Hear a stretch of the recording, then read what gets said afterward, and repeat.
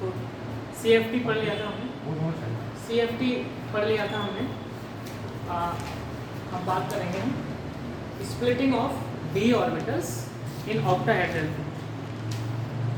CFT में हमने देखा था, उसके जो पोस्टुलेट्स हमने पढ़े थे कि जैसे ही मेटल लिगेंड से आकर अटैच होता है, मेटल से लिगेंड आकर अटैच होते हैं, तब इस एनर्जी प्रोड्यूस होती है, इसको CFSE नाम दिया गया। और इस CFSE के कारण मेटल के d ऑर्बिटल्स स्प्लिट हो जाते हैं। तो हेडिंग डालेंगे splitting of d orbitals in octahedral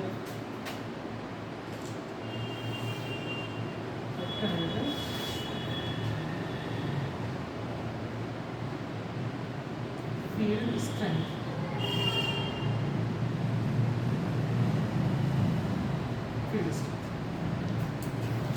होता क्या, अगर हम यहाँ पर कोई octahedral compound, complex compound draw करें, तो सेंटर में मेटल होता है और फोर कॉर्नर्स में हमारे कुछ इस तरह से ये ऑक्टाहेड्रल कंपाउंड की ज्योमेट्री होती है। हमने शुरू में पढ़ा था स्टार्टिंग में, जो ऑक्टाहेड्रल कंपाउंड्स होते हैं, जो d ऑर्बिटल्स होते हैं बेसिकली, उन d ऑर्बिटल्स को दो साइड में डिवाइड किया गया था, T2G और EG। फिर हमने देखा था कि जो T2G सेट के जो लोब होते हैं, ऑर्बिटल्स के लोब होते हैं, वो एक्सिस के बीच में होते हैं। फिर हमने देखा था जो EG ऑर्बिटल्स होते हैं, उनके लोब कहाँ होते हैं, एक्सिस पर ही होते हैं। तो होता क्या, ऑक्टाहेड्रल फील्ड स्ट्रेंथ में जो EG लोब आते हैं वो मेटल और लिगेंड के अप्रोचिंग पाथ में आते हैं। ठीक है, तो ये तो हमारे बन जाते हैं मेथड EG ऑर्बिटल्स। और इस तरह से ये जो हम एक बना दिए तो दिस इज T2G ऑर्बिटल्स। ठीक, तो होता क्या है, अब हमने देखा था कि भाई अभी जब मेटल के साथ लिगेंड अटैच नहीं हुआ, ठीक है, हमने क्या देखा कि मेटल और लिगेंड एक दूसरे के कांटेक्ट में आने वाले होते हैं, यानी अप्रोच करने के लिए रेडी होता है यहाँ पर लिगेंड मेटल की ओर। जब मेटल फ्री स्टेट में होता है तब उसके जो d ऑर्बिटल हैं वो कैसे ग्राउंड स्टेट में हैं, और ये कैसे होते हैं, डीजेनरेट।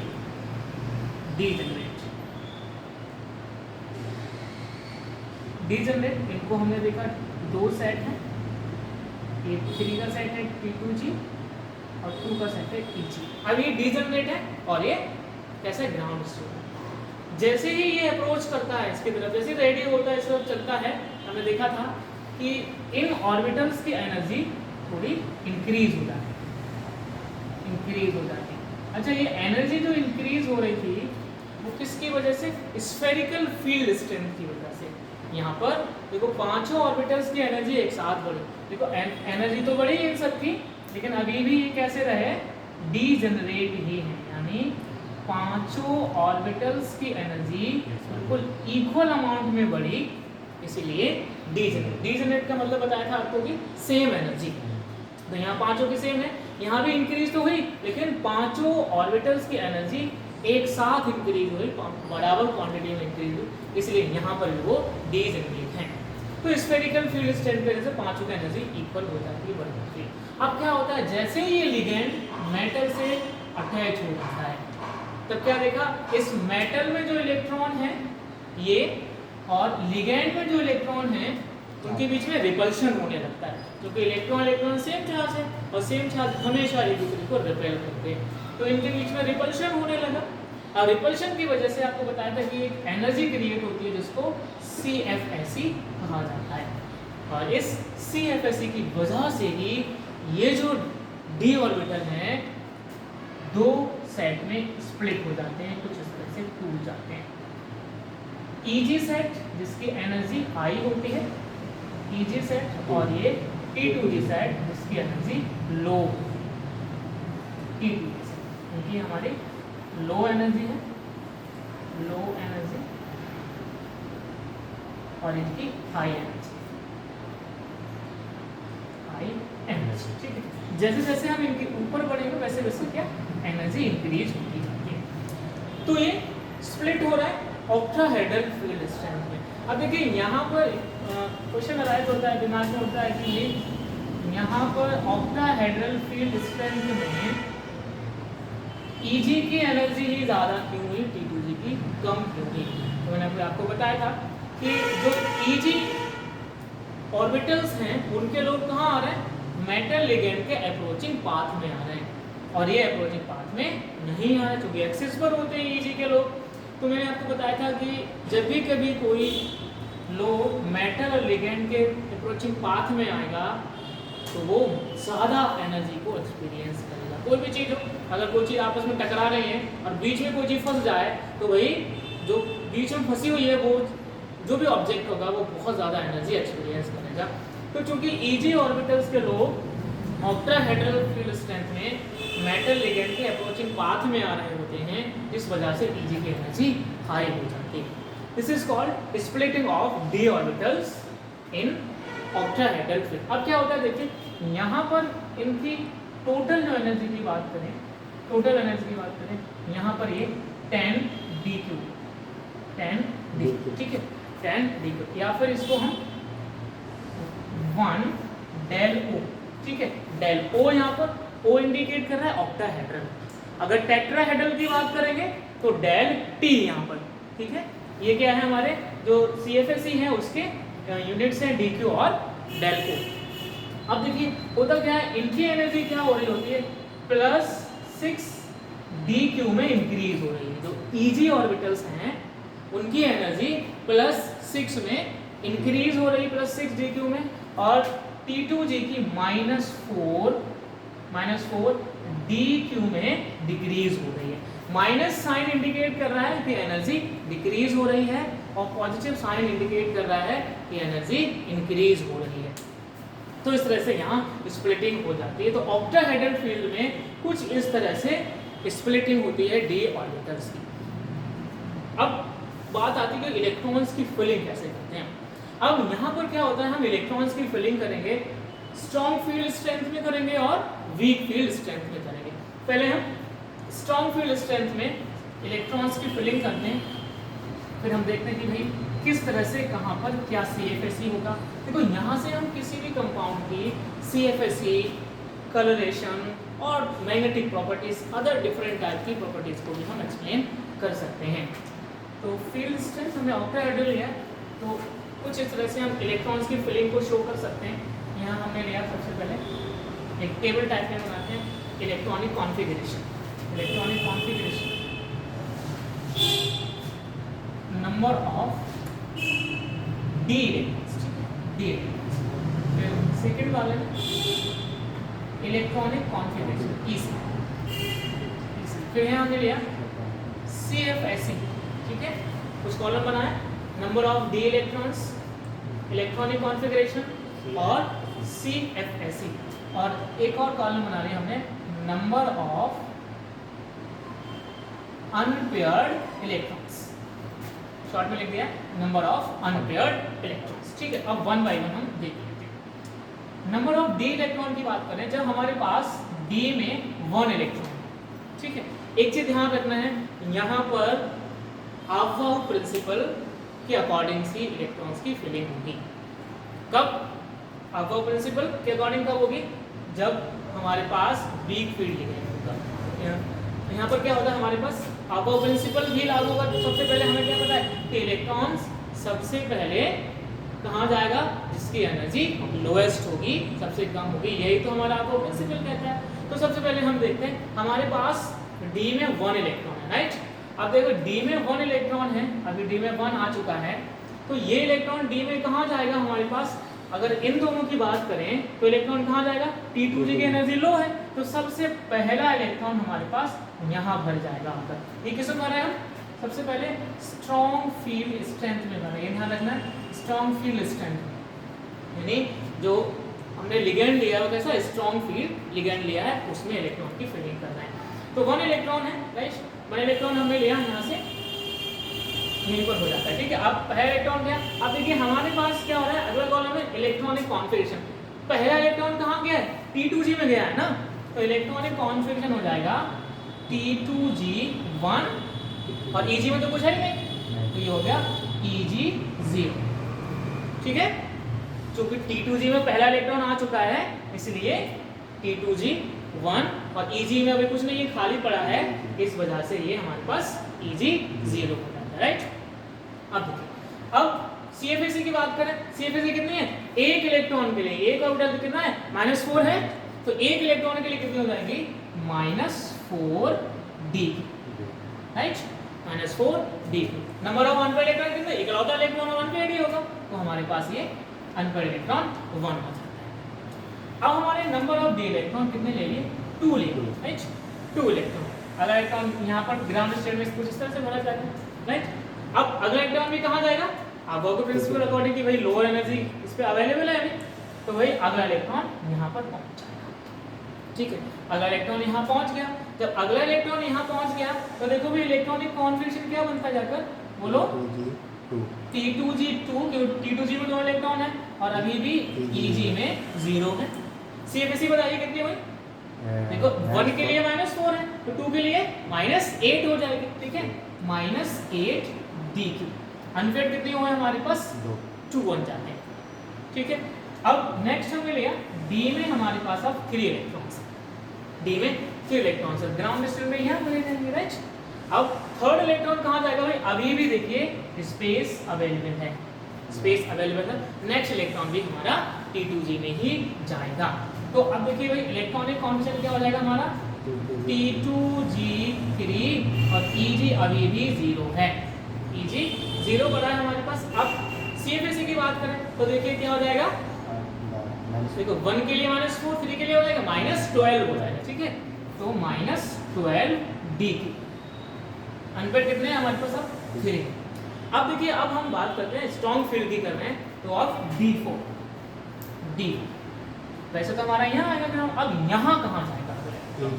अब देखिए जनरली क्या होता है हमारे पास, आबोव प्रिंसिपल क्या कहता है, और उन प्रिंसिपल, आबोव प्रिंसिपल कहता है इलेक्ट्रॉन सबसे पहले वहाँ जाएगा जहाँ पर एनर्जी लोएस्ट होगी, और हुन का कहता है कि भाई इलेक्ट्रॉन की पेयरिंग तब तक पॉसिबल नहीं है जब तक ईच ऑर्बिटल में एक इलेक्ट्रॉन ना हो जाए, राइट।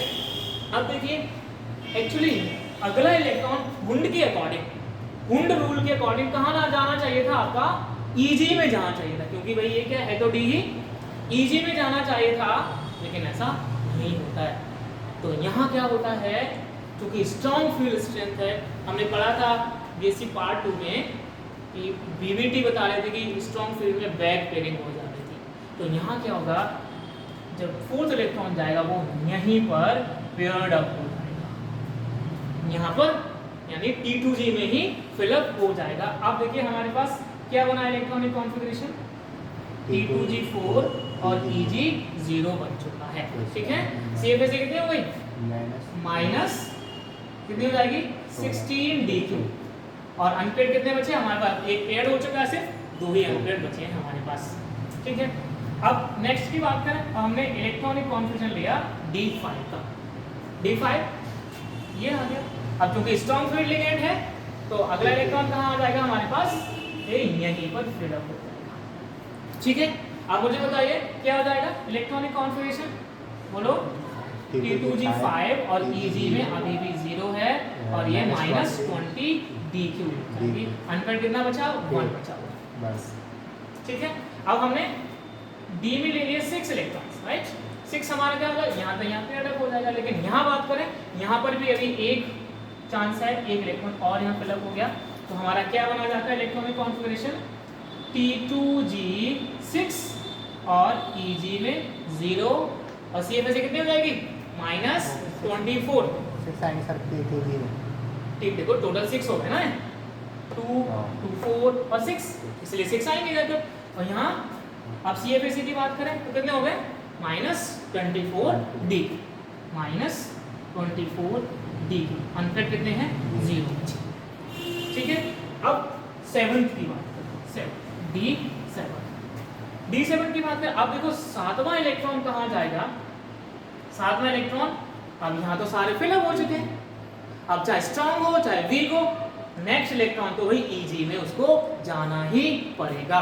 तो यहाँ D7 है, तो 7th इलेक्ट्रॉन कहाँ जा रहा है, स्ट्रॉन्ग फील्ड में हमारे पास Eg में उसको जाना पड़ा। Eg पहुंच गया।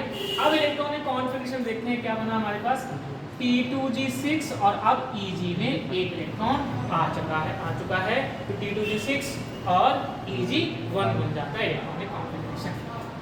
अब देखो क्या करेंगे, आप CFSE देखिए। अब देखिए भाई CFSE यहाँ -24 है, -1, अब ऊपर पहुंचने से +6 हुई ना। अब क्या करेंगे, -24 और +6 कितना बचा, -18 बचा जाता है, यानी वो +6 की वैल्यू है, ये माइनस की वैल्यू, तो क्या हो जाएगा हमारे पास, बचा जाएगा -18 DQ और अनपेड कितना है हमारे पास, अब 1। ठीक है। नेक्स्ट, अब D में हमारे पास 8 इलेक्ट्रॉन आ चुके हैं। ठीक है, 8 इलेक्ट्रॉन आ गए, कहाँ जाएगा भाई 8वां इलेक्ट्रॉन, यहाँ पर जाएगा। ठीक है, अनपेड हो जाएगा ये भी जाकर। इलेक्ट्रॉनिक कॉन्फ़िगरेशन लिखते हैं, क्या हो जाएगा, T2G6 और Eg में अब 2 हो चुके हैं।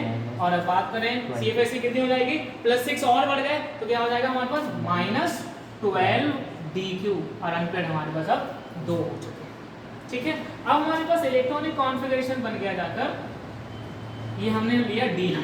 ठीक है, तो 9th इलेक्ट्रॉन कहाँ जाएगा, अब Eg में जाकर पेयर्ड हो जाएगा। ठीक है, यहाँ आकर ये पेयर्ड अप हो गया, यहाँ पेयर्ड अप हुआ तो भाई क्या हुआ इलेक्ट्रॉनिक कॉन्फ़िगरेशन, T2G6 और Eg में 3 हो चुके हैं और ये -6 DQ बचा जाता है, राइट।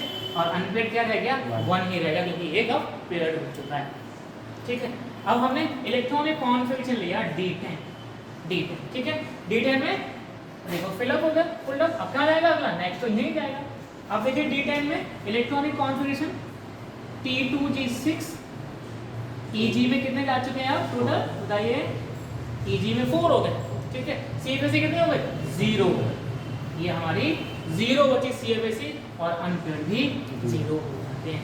तो स्ट्रॉन्ग फील्ड स्ट्रेंथ में हम D1 से लेकर D10 तक कुछ इस तरह से इलेक्ट्रॉन्स की फिलिंग करते हैं और ये हमारी CFSE निकल के आ जाती है और इलेक्ट्रॉनिक कॉन्फ़िगरेशन भी निकल के आ जाता है। ठीक है, नोट करना।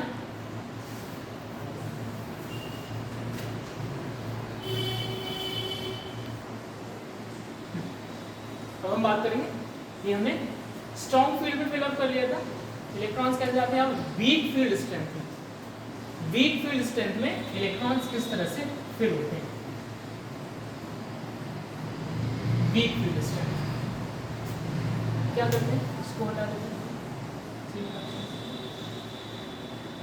वीक फील्ड स्ट्रेंथ में क्या होता है, हमने देखा था, अगर आपको याद होगा BSc पार्ट 2 का हमने DBT पढ़ी थी, तो वहाँ हमने देखा था कि जब वीक फील्ड लिगेंड होता था तो बैक पेयरिंग नहीं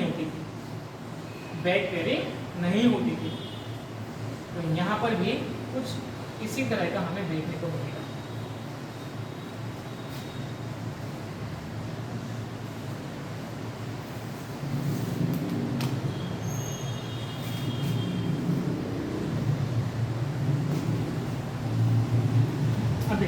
स्ट्रॉन्ग फील्ड फिर से हम वही करेंगे, नंबर ऑफ इलेक्ट्रॉन D1 लिया। ठीक है, अब वीक फील्ड में भरेंगे। अब तक हमने स्ट्रॉन्ग फील्ड में भरा था, हमने पहला इलेक्ट्रॉन लिया। ठीक है, पहला इलेक्ट्रॉन लिया, पहला इलेक्ट्रॉन तो भाई कहाँ जाना है, लोएस्ट एनर्जी में जाएगा। सबसे पहला इलेक्ट्रॉन तो आपका T2G में ही गया। इलेक्ट्रॉनिक कॉन्फ़िगरेशन इसका भी वही हो जाएगा, T2G1 Eg0 और CFSE कितनी हुई, -4 DQ हो गया, अनपेड 1 बन जाता है। ठीक है, अब सेकंड इलेक्ट्रॉन की हम बात करें, सेकंड में कहाँ जाएगा, यहाँ। ठीक है, सेकंड यहाँ गया जाकर तो हमारा क्या हो जाएगा इलेक्ट्रॉनिक कॉन्फ़िगरेशन, T2G2 और Eg0 और -8 DQ जाकर CFSE बन जाती है, अनपेड 2 हो जाते हैं। ठीक है, थर्ड इलेक्ट्रॉन की बात करें, थर्ड कहाँ जाएगा, यानी D में जब 3 इलेक्ट्रॉन होंगे तब कहाँ जाएंगे हमारे पास, तो अगला इलेक्ट्रॉन यहाँ चला जाएगा और इलेक्ट्रॉनिक कॉन्फ़िगरेशन कुछ इस तरह से हो जाएगा, T2G3 Eg0 और -12 DQ इसकी CFSE हो जाएगी, -12 DQ और 3 हम। ठीक है, अब हम बात करते हैं D4। अब देखिए यहीं से एक्चुअल में मेन चीज शुरू होती है। अगर आप देखेंगे स्ट्रॉन्ग फील्ड का, स्ट्रॉन्ग फील्ड स्ट्रेंथ में भी बिल्कुल यही वैल्यू मिलती थी हमें, यही इलेक्ट्रॉन D3 तक, D में जब 3 इलेक्ट्रॉन थे, स्ट्रॉन्ग फील्ड में भी हमें यही इलेक्ट्रॉनिक कॉन्फ़िगरेशन मिल रहा था, यही CFAC मिल रही थी, और इतने ही हमें अनपेयर्ड इलेक्ट्रॉन मिल रहे थे। अब असली चीज यहाँ से शुरू होती है जब फोर्थ इलेक्ट्रॉन आता है। अब फोर्थ इलेक्ट्रॉन कहाँ जाएगा? जब स्ट्रॉन्ग फील्ड था तो फोर्थ इलेक्ट्रॉन कहाँ T2G में ही पेयर्ड अप हुआ जा रहा था, लेकिन अब क्योंकि ये वीक फील्ड है, इसमें इतनी CFAC नहीं प्रोड्यूस कर पाएगा, जिस वजह से ये इलेक्ट्रॉन यहाँ से यहाँ जाएगा, यहाँ से यहाँ पहुंचेगा, यहाँ से यहाँ पहुंचेगा, तो क्या हो जाएगा हमारे पास इलेक्ट्रॉनिक कॉन्फ़िगरेशन T2G3 और EG में 1। अब CFAC हमारी कितने में जाएगी? -6D, -12 थी वो +6 में पहुंच गया, और -6D³ बन जाएगी। मतलब यहाँ पर एक क्वेश्चन अराइज होता है, दिमाग में क्वेश्चन होता है कि भाई यहाँ पर तो हमें एनर्जी डिफरेंस तो दिख ही रहा है, तो अकॉर्डिंग टू आप बाबू तो ये इलेक्ट्रॉन यहाँ जाना चाहिए था, लेकिन मुंड के अकॉर्डिंग तो यही जाना चाहिए भाई हेटेरोडी ऑर्बिटल। तो स्ट्रॉन्ग फील्ड में यहाँ पेयर्ड अप हो रहा था, वीक में यहाँ पेयर्ड अप नहीं हो रहा है, नीचे जाता ऊपर चला जा रहा है। होता क्या है, यहाँ पर इलेक्ट्रॉन को पेयर अप होने के लिए और ऊपर जाने के लिए इसके पास दो ऑप्शन होते हैं। होता क्या है, इलेक्ट्रॉन को पेयर होने के लिए भी कुछ एनर्जी की ज़रूरत पड़ती है, इलेक्ट्रॉन को पेयर्ड होने के लिए भी कुछ एनर्जी की ज़रूरत पड़ती है। अब देखिए उसके पास दो ऑप्शन है, दो ऑप्शन है, या तो उसके पास पेयरिंग एनर्जी हो, पेयरिंग एनर्जी हो, प्रॉपर अमाउंट में पेयरिंग एनर्जी हो और वो यहाँ पर पेयर हो जाए, या फिर उसके पास इतनी एनर्जी हो कि भाई वो ऊपर चला जाए, यानी कहाँ जाए, EG में जाए, यानी उसके पास एनर्जी होगी वो EG में पहुंच जाए। अब इसके पास दो ऑप्शन है, या तो पेयर अप में पेयर अप हो जाएगा या फिर EG में जाएगा। अब ये डिपेंड करता है कि कहाँ पर कितनी एनर्जी की आवश्यकता है। अब देखिए आपके पास ना दो ऑप्शन दिए, आप ये खड़े हो, आपके पास कोई दो ऑप्शन है, राइट। आपसे कहा कि भाई कहीं आप रुकने गए कहीं पर, ठीक है, कहीं घूमने गए, तो वहां पर होटल में गए, तो आपके पास ऑप्शन दिया गया कि भाई हमारे पास दो रूम है, राइट, दो रूम है, एक रूम में कोई ऑलरेडी ऑक्यूपाई है, यहाँ पर कोई एक रूम में ऑलरेडी रुका हुआ है और एक रूम खाली है, एक रूम खाली है। कंडीशन क्या है, कंडीशन क्या है कि आप ये लेना चाहो तो ये ले लो, ये लेना चाहो तो ये ले लो, लेकिन उन्होंने ये कहा कि आप दोनों में से कोई सा भी ले सकते हो। अब आप सोच रहे हो ये ले या ये ले, अब आपके पास दो कंडीशन यहाँ पर ही बन रही हैं कि अब आप सोचोगे कि पेयर अप होने के लिए हमें ज़्यादा एनर्जी खर्चनी पड़ेगी या फिर सिंगल रूम ऑक्यूपाई करने के लिए ज़्यादा एनर्जी खर्चनी पड़ेगी, यानी अब आप इन दोनों में से कौन सा ऑप्शन चूज करोगे जहां पर एनर्जी कम खर्च हो। यानी अगर आपको पेयर अप होने के लिए किसी दूसरे के साथ एनर्जी कम जरूरत पड़ी तब आप पेयर अप हो गए, अगर आपको यहाँ पेयर अप होने के लिए एनर्जी ज्यादा चाहिए थी, यहाँ कम चाहिए हो रही होगी, तब आप पेयर अप ना होकर आप यहाँ जाएंगे। तो यहाँ पर भी इलेक्ट्रॉन के पास दो ऑप्शन होते हैं कि भाई वो या तो पेयर अप हो जाए या EG में चला जाए। अब इलेक्ट्रॉन सोचता है कि अब वो देखता है कि उसके पास कितनी एनर्जी है, पता लगा कि पेयर अप होने के लिए एनर्जी ज्यादा चाहिए थी लेकिन यहाँ जाने के लिए एनर्जी कम चाहिए थी, लेकिन इलेक्ट्रॉन के पास इतनी एनर्जी नहीं थी कि वो यहाँ पेयर अप हो जाए, लेकिन जितनी एनर्जी उसके पास थी उस एनर्जी में वो यहाँ तक पहुँच सकता था। कब? वीक फील्ड में। वीक फील्ड में, वीक फील्ड स्ट्रेंथ में एनर्जी के पास इतनी एनर्जी नहीं होती है, इलेक्ट्रॉन के पास इतनी एनर्जी नहीं होती है कि भाई वो पेयर अप हो जाए। इसलिए यहाँ पर क्या होता है, वीक फील्ड में बेसिकली एनर्जी गैप कहीं ना कहीं कम होती है, टोटल CFAC कम होती है, इस वजह से इलेक्ट्रॉन पेयर अप होने के बजाय कहाँ जाता है, EG में चला जाता है। सिंपल शब्दों में कहें कि वीक फील्ड स्ट्रेंथ में पेयरिंग एनर्जी ज़्यादा होती है, ज़्यादा पेयरिंग एनर्जी की ज़रूरत पड़ती है, इसलिए इलेक्ट्रॉन यहाँ पेयर अप ना होकर वो Eg में चला जाता है। ठीक है, तो इस वजह से वीक में इलेक्ट्रॉन Eg में जा रहा है। अब D5 की बात करें, 5वां इलेक्ट्रॉन भी कहाँ जाएगा, वही ऊपर ही जाएगा। अब इलेक्ट्रॉन 5th भी कहाँ गया, यहाँ पर आ गया Eg में, राइट। तो इलेक्ट्रॉनिक कॉन्फ़िगरेशन का क्या मिला हमें, T2G3 रहा, Eg में 2 आ चुके हैं। CFSE कितने हो गए बताइए जरा, -6 से कितने हो गए, +6 और मिल गए, तो क्या हो गया ये 0 DQ हो गया। अच्छा, यहाँ पर अनपेड कितना बचा था हमारे पास, यहाँ पर अनपेड 4 हो गए थे, ठीक है 4 हो गए थे, और यहाँ पर अनपेड अभी हमें 5 अनपेड दिखाई दे रहे हैं, राइट। तो इस तरह से ये 5वां इलेक्ट्रॉन वहां पहुंचा। अब बात करते हैं डी में 6 इलेक्ट्रॉन्स हैं। डी में 6 इलेक्ट्रॉन कहाँ जाएगा छठवा, अब तो भाई T2G में ही जाएगा, क्योंकि अब इलेक्ट्रॉन पेयर होने के लिए यहाँ नहीं जाएगा, अब वो इलेक्ट्रॉन यहीं पर पेयर होगा। अब ये इलेक्ट्रॉन यहाँ गया, तो हमारे लिए क्या मिला, इलेक्ट्रॉनिक कॉन्फ़िगरेशन T2G4 Eg2। अब CFSE कितनी हो गई, अब फ्रेश इलेक्ट्रॉन एक और आया है, तो कितने हो गए, -4। देखो जब 5 हो गए, 3 नीचे 2 ऊपर हो गए, तब तो 0 हो गई थी ना CFSE। अब एक अगला इलेक्ट्रॉन आया तो कितनी हो जाएगी, -4 DQ हो जाएगी। अनपेड कितने बचे, 4 रह गए, एक पेयर हो चुका है, देख लो, ठीक है। अब नेक्स्ट इलेक्ट्रॉन हमारे पास 7 आ गए। 7वां इलेक्ट्रॉन अगर हम बात करें तो कहाँ जाएगा, 7वां भी यहीं पर ये पेयर अप हो जाएगा।